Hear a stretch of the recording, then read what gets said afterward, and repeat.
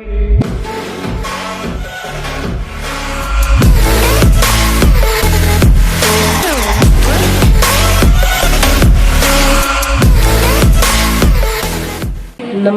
जी, आप कैसे हो? उम्मीद करती हूँ आप लोग भी अपने घर में सब ठीक ठाक होंगे। मैं भी ठीक हूँ। आज मैं आप लोगों के लिए एक सच्ची घटना पर आधारित कहानी लेकर आई हूँ। कृपया करके ध्यान से सुनिएगा। कहानी ऐसी है कि बहुत पुरानी बात थी और बहुत पुरानी बात थी। तो एक जगह में एक लड़की, उस टाइम राजा, उसका पापा राजा था और वो परिवार राजा महाराजाओं की बात थी। तो क्या बोलते हैं, वो लड़की का जो वो लड़की और एक लड़का था। वो लड़का उस लड़की से बहुत प्यार करता था, बहुत प्यार करता था। तो लड़का उनके घर में आया जाया करता था उसको, लड़की को पढ़ाने के लिए, क्योंकि उस टाइम लोग बाहर पढ़ने लिखने के लिए तो जाते नहीं थे। तो वो लड़का वहाँ पर पढ़ाने के लिए आता था उस लड़की को। तो उसको घर में ही, अपने राज्य में ही उसको पढ़ाता लिखाता था। तो एक दिन वो लड़का भी बहुत उस लड़की को चाहने लग गया, लड़की भी उसको चाहने लग गई। तो जब उसकी पढ़ाई बिल्कुल ख़त्म हो गई, एंड होते करते जब एंड हो गई, ख़त्म हो गई, तो उसने राजा से बोला कि महाराज, आप मेरी पढ़ाई से खुश हुए कि नहीं? मैंने बिटिया को, आपकी बेटी को पढ़ाया तो आप खुश हुए कि नहीं? उसने बोला राजा ने कि बेटा मैं तो बहुत खुश हूँ। तो और क्या चाहिए तुम्हें? बोलो, तुम्हें कुछ चाहिए तो तुम मांग सकते हो। हम राजा हैं इस गांव के, तो तुमको जो भी चाहिए तुम बोल सकते हो।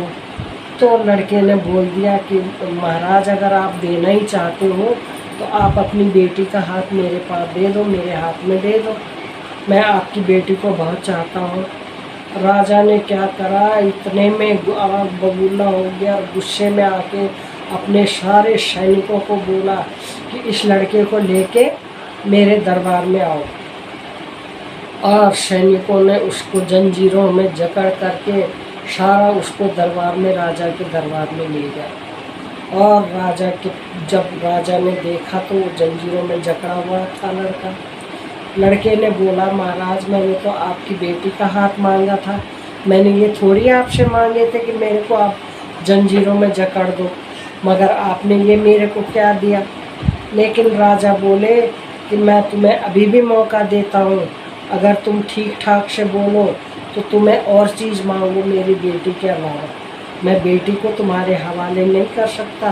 तुम एक राजा से मांग रहे हो तो क्या मांग रहे हो? उसकी बेटी का हाथ? ये तो नामुमकिन है। राजा ने, लड़के ने बोला कि राजा जी, अगर आपने देना ही है तो बेटी का ही हाथ दे दीजिए, वरना मैं कुछ नहीं मांगता आपसे। और तो बोला तुम लास्ट फैसला कर दिया? उसने बोला हाँ, मैंने लास्ट फैसला कर दिया। राजा ने बोला, हुक्म दिया अपने सैनिकों को जाओ इसको बंदी बना के कैद खाने में डाल दिया। अब वो बंदी बना के उसको ले गए। बेचारा चल भी नहीं पा रहा था, पैरों में भी जंजीर, हाथों में भी जंजीर, गले में भी पूरी उसको जकड़ के और एकदम उसको कैद खाने में डाल दिया। और ऐसे कैद खाने में डाल दिया कि कभी वो वहाँ से निकल भी नहीं सका। वहाँ ज़िंदगी उसकी वहीं गुजर गई, वहीं बूढ़ा हो गया, वहीं मर गया। बस उस राजा के, मतलब लड़की की शादी कर दी दूसरी जगह, लड़की की शादी कर दी तो वो भी राजा महाराजाओं के घर में चली गई। वो भी वहाँ पर खुश थी। तो एक दिन क्या हुआ कि जब उसने देखा कि राजा ने अपनी बेटी का हाथ दूसरे के हाथ में दे दिया, तो उसके वो जो तय खाना था वहाँ पर उसकी आत्मा भटकती रहती थी। वो जब आत्मा भटकती थी तो वो उसकी आत्मा की आवाज़ें ऊपर पूरे उसमें राजधानी में वहाँ पर आया करती थी। तो सब लोग डर जाते थे कि ये क्या है। तो वो नीचे से गाना गाता, आवाज़ें आती, राजा आपने ये अच्छा नहीं करा, मेरे साथ अच्छा सलूक नहीं करा, मैंने आपकी बेटी को पढ़ाया लिखाया और आपने मेरे को ये सलाह दी। और राजा को भी कुछ दिन के बाद डर लगने लग गया। एक दिन राजा ऐसा बहुत अपने को दिखाता था, शिकार खेलने जाओ, ये करो, वो किसी तरह भूलना चाहता था उस बात को, लेकिन वो भूल नहीं सका। वो कहीं भी जाता था लेकिन उसके दिमाग में तो वही बातें आती रहती थी। बेटी भी चली गई, बेटी भी दुखी रहने लग गई। अब उसने क्या करा, जब बेटी की शादी हो गई तो जो उस लड़के की आत्मा थी, टीचर की जो था उसका, वो आत्मा उसके साथ भी चली चली गई, उस लड़की के साथ। यहाँ भी वो गाना सुनाता था और कुछ कुछ रंग रंग दिखाता था वहाँ पर, हर चीज़ों को वो दिखता रहता था। कभी गाना गाता, कभी ठक ठक दीवारों में मारता, कभी उन लोगों को डराता, कुछ करता। और जो आत्मा थी वो उस लड़की के साथ भी चली गई।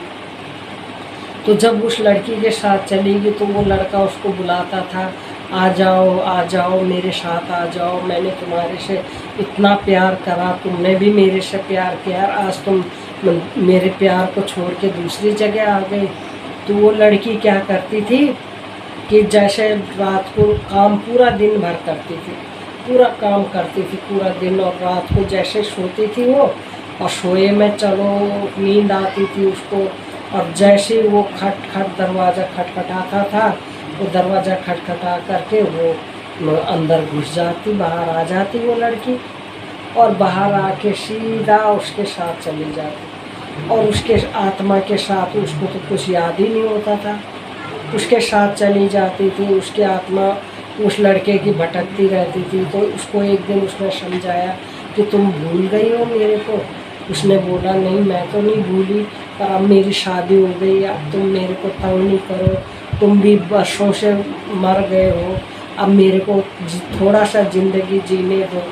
अब क्यों, क्या फ़ायदा तुम्हारा ऐसे करने से, मेरी ज़िंदगी में दुख हो रहा है, मैं अपने ससुराल में हूँ, तुम रात को उठा के मेरे को ले आते हो, मेरे पति गुस्सा करते हैं, तुम कहाँ जाती हो, मेरे सास ससुर सब गुस्सा करते हैं, मेरे पीछे से देखते हैं ये कहाँ जाती है, क्या करती है, वो मेरे को गलत समझते हैं।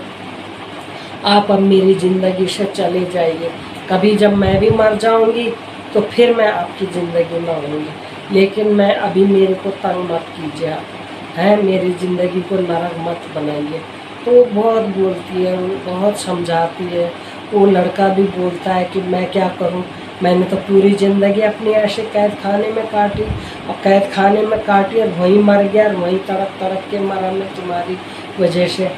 तो उसने बोला इसमें मेरी गलती कुछ भी नहीं है, मेरे पिताजी की है, मेरे पिताजी भी ऐसे तड़प तड़प के मरेंगे जैसे उन्होंने तुम्हें मारा भाई, यही हो सकता है, पर मेरी क्या गलती है, मेरे को तो मत मारो, उन्होंने जैसा मेरा हाथ किसी और के हाथ में दिया, अब मैं वहीं पे रहूँगी ना।